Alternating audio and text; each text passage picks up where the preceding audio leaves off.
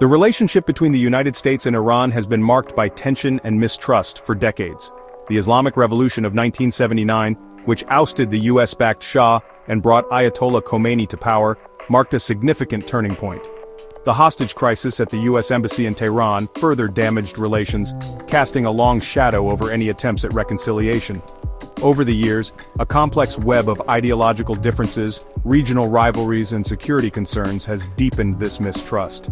From Washington's perspective, Iran's nuclear ambitions, support for groups like Hezbollah and Hamas, and aggressive rhetoric against Israel and the West pose a serious threat to regional stability. Against this backdrop of historical animosity, recent events have brought US-Iran relations to a new boiling point.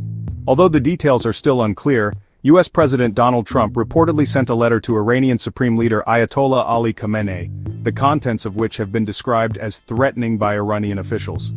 While the exact text of the letter remains unknown, its tone and timing have raised serious concerns in Tehran and beyond. Amid rising tensions in the Persian Gulf and the Trump administration's maximum pressure campaign against Iran, the letter has been interpreted by some as a sign that Washington is preparing for a military confrontation. The Trump administration's decision to deploy additional military assets to the region, including an aircraft carrier and B-52 bombers, has further reinforced this perception. The Trump administration's decision to deploy additional military assets to the region, including an aircraft carrier and B-52 bombers, has further reinforced this perception.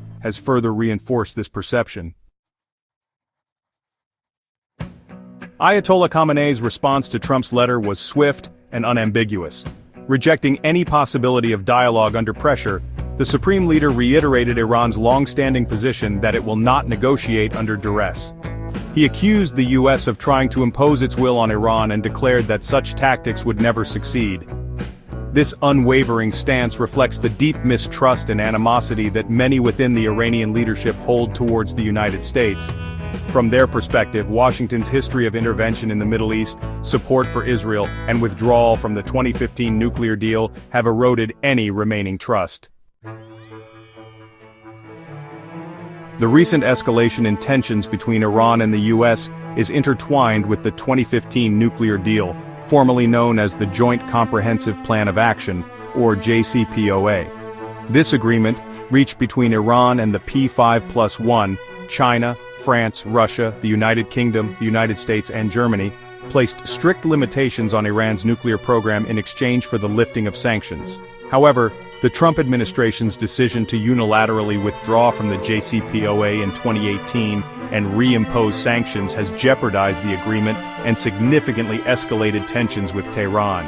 Iran, arguing that it has upheld its part of the deal, has responded by gradually reducing its commitments under the agreement, raising concerns that it may be moving closer to developing nuclear weapons. Part 5. Echoes of the Past. From Revolution to Sanctions. To fully grasp the gravity of the current situation, it's essential to examine the historical baggage that continues to plague US-Iran relations. The Islamic Revolution, which ousted the US-backed Shah and brought Ayatollah Khomeini to power, was a pivotal moment. The hostage crisis at the US Embassy, where 52 American diplomats and citizens were held captive for 444 days, further soured relations. Over the decades, a series of events, including US support for Iraq during the Iran-Iraq War, the designation of Iran as a state sponsor of terrorism, and the imposition of harsh economic sanctions, solidified the climate of mistrust. This shared history of animosity and confrontation plays a significant role in shaping perceptions and fueling the current crisis. Part 6. The Military Dimension. Iran's asymmetrical response. While Iran possesses a capable military, it is dwarfed by the conventional military might of the United States. Aware of this disparity, Tehran has adopted an asymmetrical strategy to deter potential US aggression. This strategy relies on ballistic missiles, naval mines, cyber warfare capabilities, and regional allies and proxies, such as Hezbollah. By threatening to disrupt oil shipments through the Strait of Hormuz, target US bases in the region, or incite its proxies against American interests, Iran seeks to raise the costs of any potential conflict and make US military intervention extremely risky.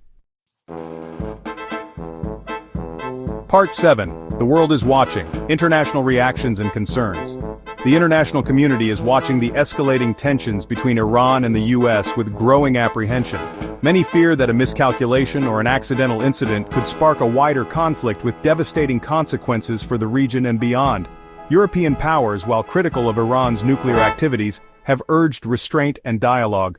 They have also sought to salvage what remains of the JCPOA, arguing that it is the best way to prevent Iran from developing nuclear weapons. Russia and China, both signatories to the nuclear deal, have condemned US sanctions and called for a diplomatic solution. Part 8. The specter of conflict.